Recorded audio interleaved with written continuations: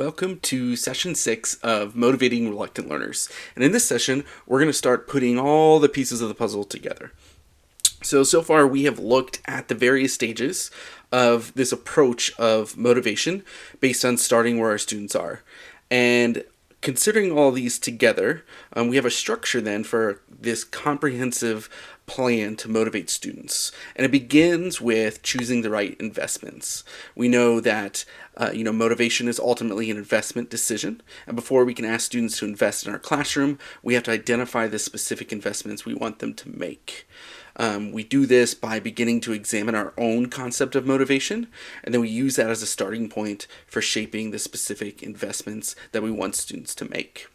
Then we talked about step 2, creating a classroom worth investing in. So after we identified the investments we wanted students to make, the next step that we took is looking at our own classroom to make sure that it doesn't present any unintentional barriers to investing. After that, we can begin to build classroom structures that promote autonomy, mastery, purpose, and also belonging. And by addressing these fundamental needs, we can make our classroom a space where students will be more willing to engage. Then we took some time to talk about step 3, understanding and addressing students' resistance. So in addition to addressing the external factors that may be decreasing student motivation, we know it's important to identify and address students' internal reasons for not investing in a classroom. So, we thought about our students and the reason they chose not to engage, and then we addressed some of those reasons on their terms. Then we asked for and we shaped the investment. This most critical step in the process, where we get students to actually make an investment.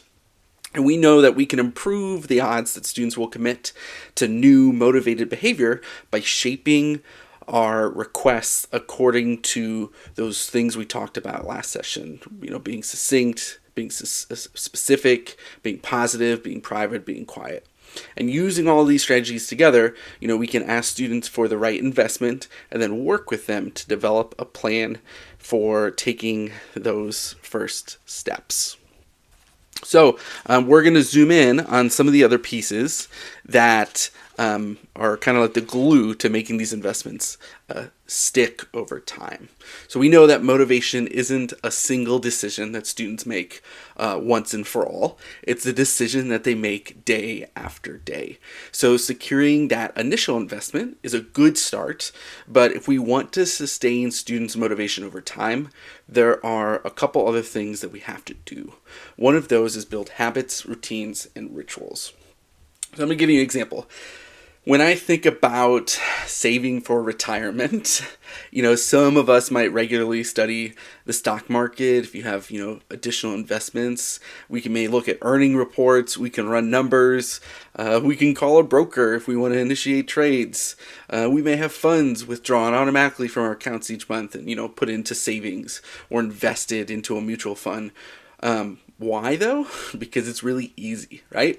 We can set our investing on autopilot and we don't have to think about it.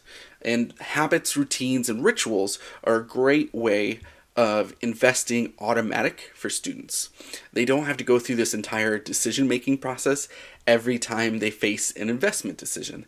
They simply just act because they're accustomed to doing so. So if you think about it, our classrooms are filled with routines. If students are used to coming to class and chatting for 10 minutes before getting to work, that's a habit. It's a routine, even though it isn't a beneficial one. So to get and sustain better behavior from our students, we have to help them build that better habit. And this is a 3-step process, starting with identifying their goal, right? Do you want your students to complete their homework each night? Do we want them to come to class ready to work? Do we want them to treat each other kindly? We need to decide what behaviors, investments we want our students to make in the classroom. Then we determine what routines and rituals will help students make this investment and turn it into a habit. For example, If you want your students to complete their homework each night, you might require them to write down their assignment in the same place and get them to set aside a specific time and place for completing their homework. If we want students to be ready to work at the bell, we might consistently provide work for them to do during this time by instituting opening bell work activities. And if we want them to treat each other more kindly, we might have classroom rules of engagement, and we might, model how to act in a considerate and positive way. Same thing with maintaining focus. During their time in their seats, we might establish clear routines for, completing it, and different classroom rituals that celebrate completion of work. So when we plan this approach, we will know we want to pick habits and routines that are consistent with our students' currencies and that are pretty easy to embrace. And finally, we want to introduce the routines and give students plenty of practice. If we want students to come into the classroom in a certain way, we want to take them into the hall, we want to practice it. If we want to build a routine, explain routine and practice it. We also might create a few action triggers that remind students to act. This is kind of called habit stacking. So for instance, you could start every class by reading a poem as a way to help students settle down and focus. We might use a call and respond chant or some form of hand signal to signal students that we need their attention.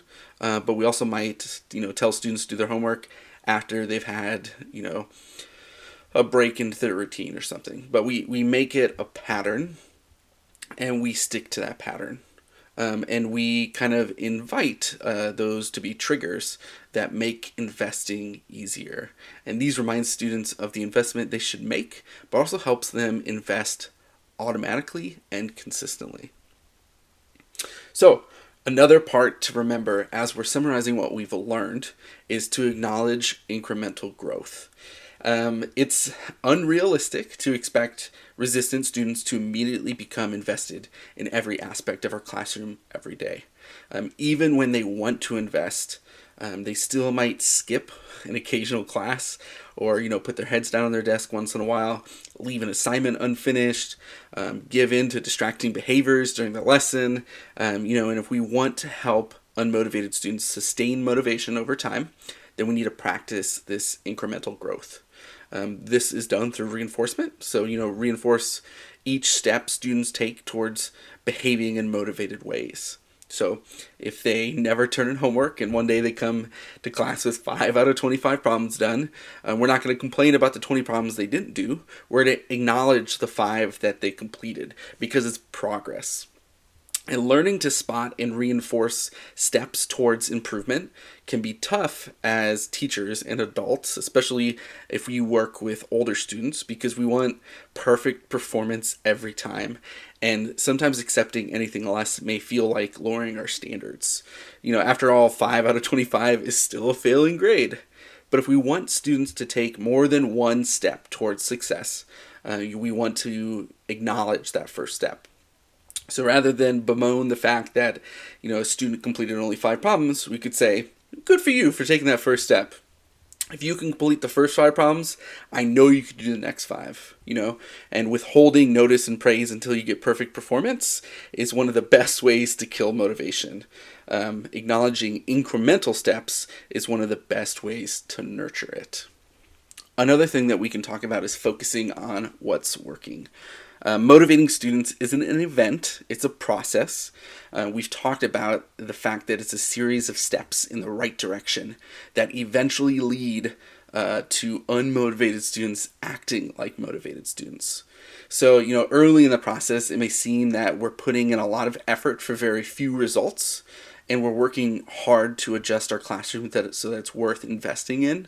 We're removing barriers to investing, we're uncovering and addressing students' reasons for not investing, and we're securing, we think, students' commitment to invest, and then the students turn in 5 of 25 homework problems.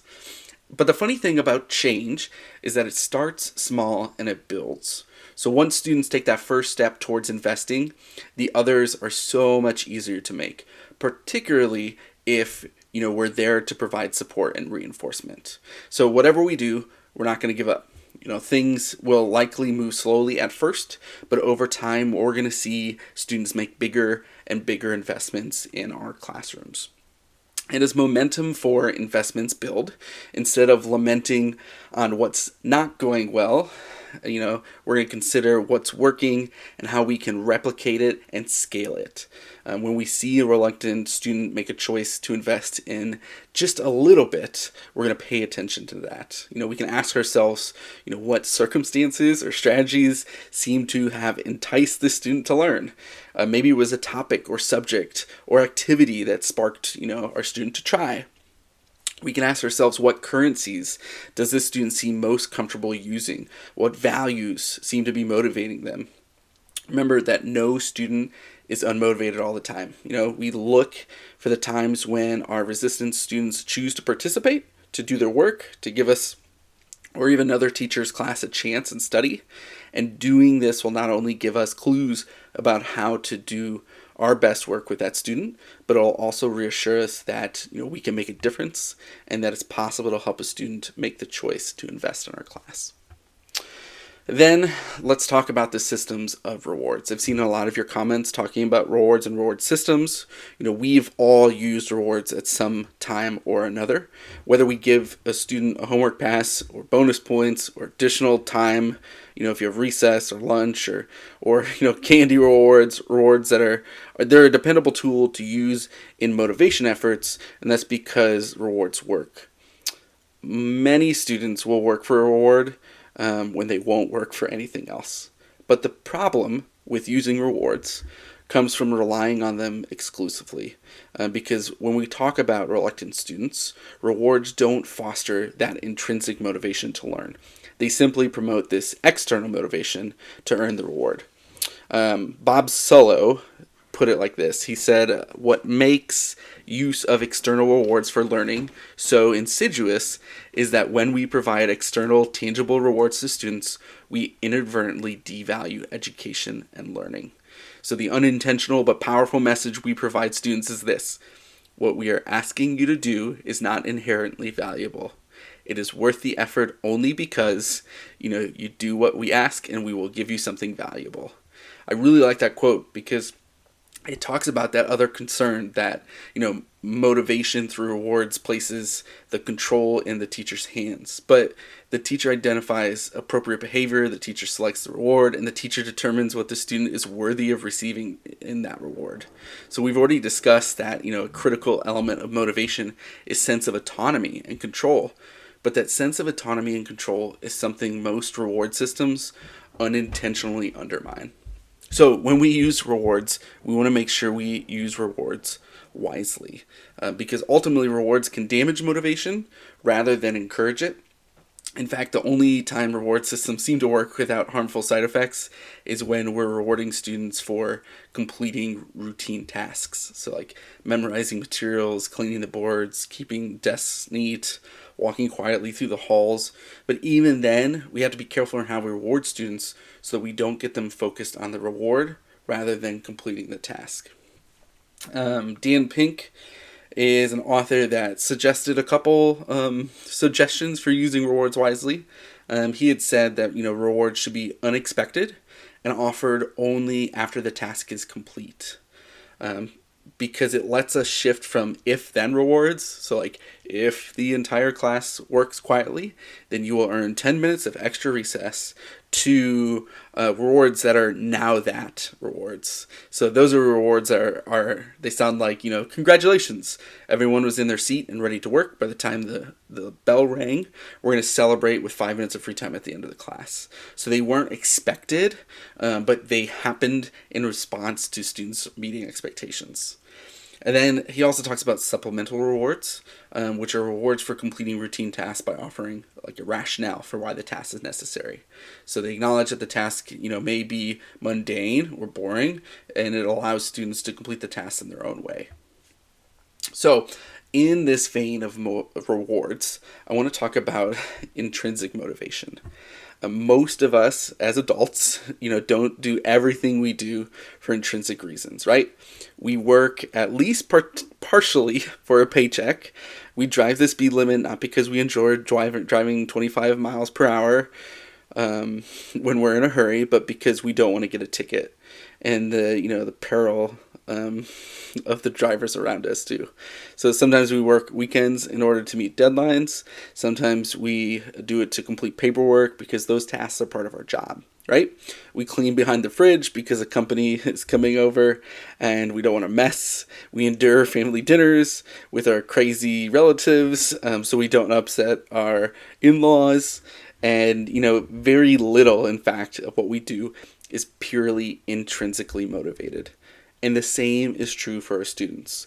They may never love, literature in the same way that we do. They may never get their kicks from solving impossible math problems. Or, spelling may never be as important to them as it is to us. But that doesn't mean that they can't enjoy these activities. So if we can help students see the value in reading, literature, or solving impossible math problems, or even spelling, and if we can demonstrate the value in their terms, we can help them choose to invest their time and energy in these activities, even if they aren't intrinsically motivated to do so. Intrinsic motivation is an end result of grit and perseverance. Not a it comes as a byproduct. So for many of our students, that intrinsic motivation needs to be developed. It comes only after they've experienced the pleasure of doing well and knowing the reward for success.